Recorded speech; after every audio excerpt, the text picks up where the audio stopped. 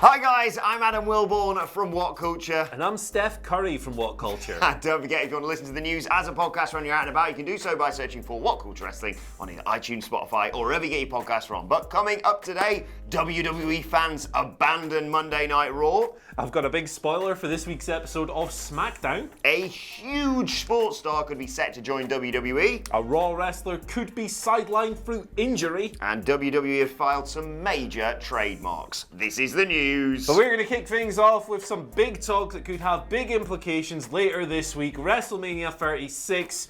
We've spoken a little bit about this recently. You know, certain global events that are happening have put the event in jeopardy. There's been a lot of talk. Stephanie McMahon spoke about it a couple of weeks, said we're monitoring the situation. We had a report last week that said WWE plan on pressing ahead with Mania 36 despite what is going on with a certain illness that we're probably not can't really mention, but you know the one we're talking about with the hand sanitizer and the stuff. The bad thing, you put the lime in the illness and then you have the name of it. That's not how it works, but yes. Yeah, this is a complete shambles of an opening. But Ryan Bass, who is a local reporter in the Tampa area, tweeted... Fishing for stories, was he? Yeah. Big mouth Billy Ryan tweeted this yesterday, saying the city of Tampa and Jane Castor, who is the mayor of Tampa, will meet on Thursday to discuss cancelling or postponing major events due to the thing we can't say or will get demonetized.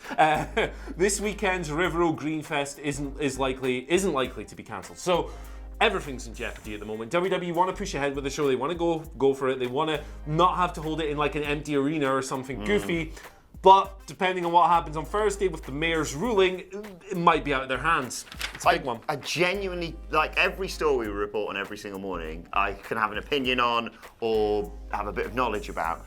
I genuinely don't know what's going to happen here. Yeah. By the looks of the way things are going with football, for example, or, you know, Coachella or anything like that, it's not looking good for WrestleMania 36. And we're obviously no experts when it comes to this, but it seems to be that it's trending towards not happening. And it's the more I thought about it on the way in today, the more I thought, what happens? Because for football, for example, if there's a big cup final, you just go, oh, we'll just play it another day. Or like the Six Nations rugby, for example, they're just postponing the fixtures until this is all passed. But WWE is a storyline-based company. What are they going to do? Is Drew McIntyre just going to keep claymoring goobers until this passes? Or I have no idea what's going to happen. It's a really tough situation to unpack. Loads of events in Japan have been cancelled. New Japan have cancelled the entire New Japan Cup. As you say, man, like we're not doctors, we're not medical experts. We can't sit here and tell you that we think this and this and this because we're not the informed sources on it. We're the informed sources on wrestling. We're not, global health experts and stuff. Not yet, at least. Let's see what happens. I think Thursday and Friday are going to be very interesting days if you're a wrestling fan. Leave it to the experts. Let's move on, though, and talk about something we can definitely talk about. Monday Night Raw, which posted some horrific numbers this week. Let's not forget, we are, less than 4 weeks away from WrestleMania. And for this week's episode of Raw, which around this time of year would expect to pick up, this is meant to be the best part of WWE's year. They averaged just 2.16 million viewers, of course, for the Post-Elimination Chamber show. That is the lowest ever Raw viewership for a non-holiday show without major competition from other sports, being a record set on the 3rd of February this year. And this hammers it home more than anything, because you can read 2.16 or 2.17 or the hourly numbers and go, I don't really know what that means. Dave Meltzer, in his Figure 4 Online write-up, says the overall viewership is down 23% on the same week last year. That, and I don't know maths that well, but that's nearly a quarter. Yeah, that's a decline of like 500,000 viewers from year to year. That's terrible. Like, there's no other way to unpack that, right? But I think it kind of reflects on where the programming's at the moment. I think last week's Raw had a lot of good stuff, but it also had a lot of bad stuff. It had the spider and stuff. Elimination Chamber wasn't the best received pay-per-view WWE have ever produced either, and I think that's reflected in the viewership at the moment. This is coming out of a pay-per-view. It should have been a nice little number on the road to WrestleMania, as you pointed out. You shouldn't be declining 25%, 23%, whatever it was, on shows like this. There's no other way to say it, man. It's just crap. I suppose post-Elimination Chamber, after a pay-per-view, you'd normally think like there's appointments, there's reasons to watch. There wasn't really any reasons to watch Monday Night Raw after Elimination Chamber, aside from Shayna Baszler, which obviously pissed off quite a few fans. I don't really understand why, but that's what it did. The thing is, the excuse that WWE probably can have is next week, I reckon we'll do a huge number because it's Austin 316. And if they're going to do big stuff for WrestleMania, better to do it then than this week. This week kind of felt like they were just spinning their wheels. Yeah, I think that next week will definitely pick things up. Steve Austin got the contract signing, Undertaker and AJ Styles. Certainly hope it does because, it's pro wrestling. You want to see everyone do well. Yeah. Let's pray for stuff. I've got a potential spoiler for this week's episode of SmackDown. Comes to us from eWrestlingNews.co, who are reporting that Nia Jax is scheduled to be in the house. Now, there's no word on whether or not she'll just be backstage or if she'll be on screen, but PW Insider have also confirmed that Nia has been cleared to return to competition. So there's a very real chance, after the bit of trolling she did on Twitter earlier this week, that the Irresistible Force could be back in the ring, back doing things for the first time since just after WrestleMania 35, and it comes at a time when Bayley is kind of struggling for, credible competitors to face. Sasha Banks is still there, but they're not doing that. They're going to do this goofy six-pack challenge at Mania for some reason.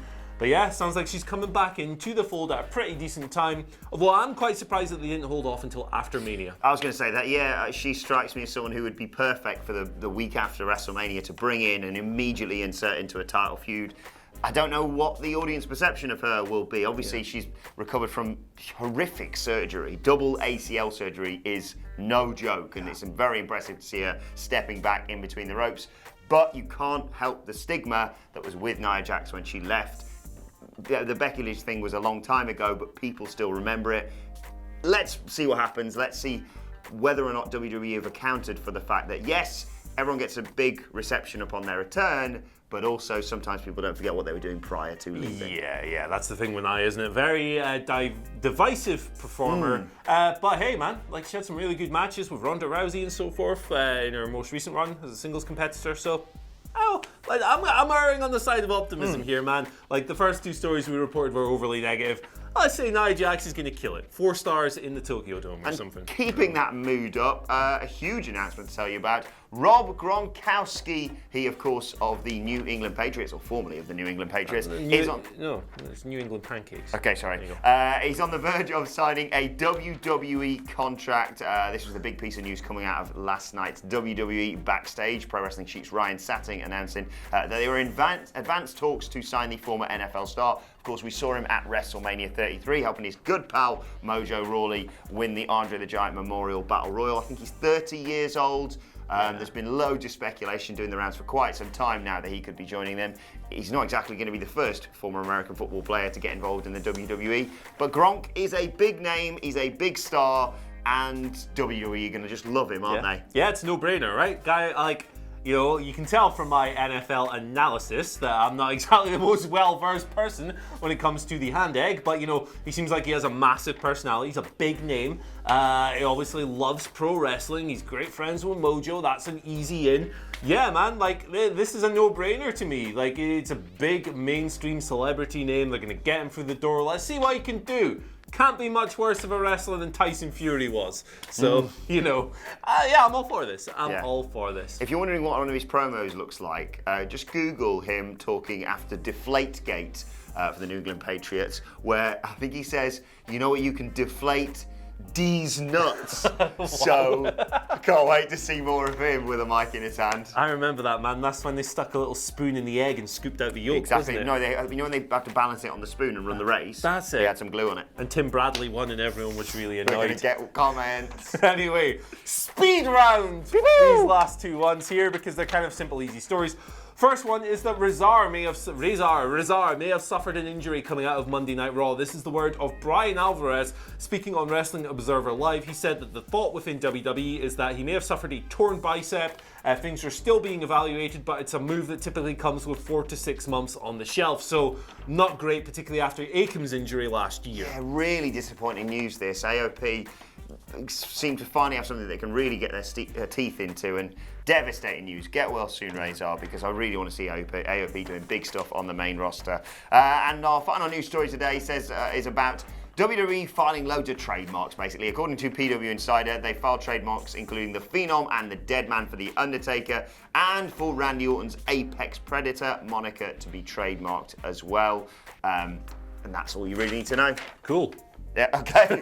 Let's move on to your Twitter questions. Don't forget you can tweet them to us at WhatCulture WWE. First question today comes from Sir Alex Hughes, who's dubbed himself Sidgwick Superfan #1 on Twitter, who says, with Jake the Snake returning to wrestling last week, what legends would you like to return as a manager, and who should they manage? It's mad, isn't it? Because they've had Jake, who would have been a big pick for me because he's such a great talker. They've had Aaron, they've had Tully. Oh man, this is such a little tough one. If you're running through the... man, I'm actually at a loss here. Who have you got? I want to see Scotty 2 Hotty anywhere near a wrestling ring, so if he can form some sort of dance troupe, I am down for that. Yeah.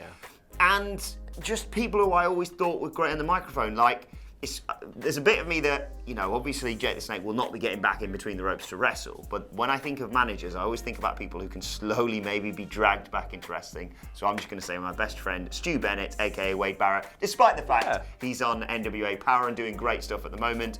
I'd love to see him do something like that and slowly return to the wrestling ring because, as I've said before, he is mint. I got one, Mick Foley. He always shows up every now and then. It's always a joy. I don't know if he'd ever want to work a full-time schedule with a wrestling promotion ever again. But he's just a storied, beloved figure. He's such a great talker, great personality. He's the best. 3 managers in 1 as well. There you go, baby. Right, next question comes from Jackson Alonso, who says, when will the WWE just give in and have Mandy and Otis go out with each other? I would really like to see this happen because it teaches body positivity and it also teaches that anyone that looks like an Otis can get a Mandy. I think that we're going to be very disappointed if we want a happy ending to this story, right? I think the WrestleMania match is Dolph and Otis. I think that Dolph is going to make Otis look, like, not necessarily bad, but he's going to upstage him a lot in the build. I think Otis will win the match, but I don't think we're ever getting it, brother. Although, I'm all for spreading positive messages through wrestling programming. With Otis, you have a great opportunity to do that, and he's such a lovely competitor who has caught on so well with the audience. The guy's a joy. I just want the best for him, man. Like I said when I went for my last massage, I love a happy ending. But I don't think we're going to get it here with Otis and Mandy Rose as much as I'd love to see it. But yeah, he's got a very good point that WWE could do some good stuff here about her being like, you're a horrible person, Dolph, and just because you've got abs, that does not make up for it. But if you need some positivity and thinking that, prove to me that an Otis can get a Mandy, check out my wife. Just check out my wife. Some people say she looks like a Brazilian who's marrying me for a visa. Too late now, baby. So, yeah, it can happen, Jackson. Final question today comes from Michael, who says, is Triple H going to have a WrestleMania moment? If so, would you like him to put over an NXT star? Who? Personally, I would love a Cole versus Triple H or Keith Lee versus Triple H. Of course, that's assuming WrestleMania goes ahead. Triple H has already said that we're probably not going to get a Triple H match, but he could do something, couldn't he? Just a brief match to put someone over. Yeah, I guess. Sorry, Michael. Yeah, I think that if you're going to use Triple H at WrestleMania, an NXT match is the best way to do it because I'm bloody tired of these masturbatory 30-minute snooze fest that he's been having in recent years. Cole's a good one. I think, although Adam Cole, aesthetically would look absolutely tiny next to Triple H. Yeah. Chief Keef is a good one. Keith Lee. Yeah, do you know what? I don't see it happening. It's weird. It would be weird for him to, in this brief amount of time, to do some sort of work in order to put himself in a situation for a match with those two. Maybe what I'd like is, I don't know whether it's at WrestleMania or whatever, but some legend comes out and goes, you know what? it's WrestleMania, sod it. Open challenge, and Triple H comes out and endorses. He goes, I'm not fighting you. Sorry, you thought I was going to fight you. No. Yeah. Here's the guy who's going to be fighting you, who's a far bigger threat than I would be. He could come out in his tights as well and be like, oh no, it's Triple H. And like, whoa. Yeah, that's a good idea. Yeah, could work. Right, let's move on to today's and finally, and of course, it's Wednesday, it's Hump Day. We need something to cheer us up aside from the fact that AEW and NXT are on tonight, which are always great. And I'm just going to mention the legend that is the new Intercontinental Champion of WWE, Sami Zayn. It's been too bloody long to give him another singles title after that NXT Championship, but still. Sami Zayn just yesterday tweeted, how does one celebrate Sami Zayn's WWE Intercontinental Championship win? Love him speaking in the third person, by the way. He says, one great way to celebrate is by donating to SamiForSyria.com to fund a mobile clinic in Syria. What's better than championship gold? Helping to alleviate the suffering of others. What a guy. He's one of the all-time good guys in pro wrestling, isn't he? We say it time and time again. Sami Zayn, we do not deserve you, my man, whether as a performer or just as a human being doing good cause, doing good things for people who are in terrible, terrible situations. Support Sami, support his cause.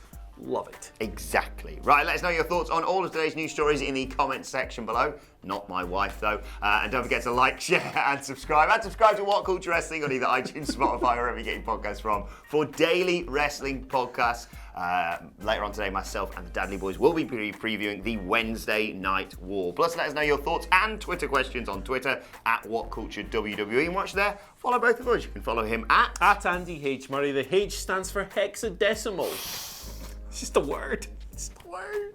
Honestly, someone needs to make a book of your words. Yeah, man. The big book of H words. Things that begin with H. It'll be out for Christmas. Steps. You can follow me at Adam Wilborn. Follow us all at WhatCultureWWE. But for now, my thanks to Andy Murray.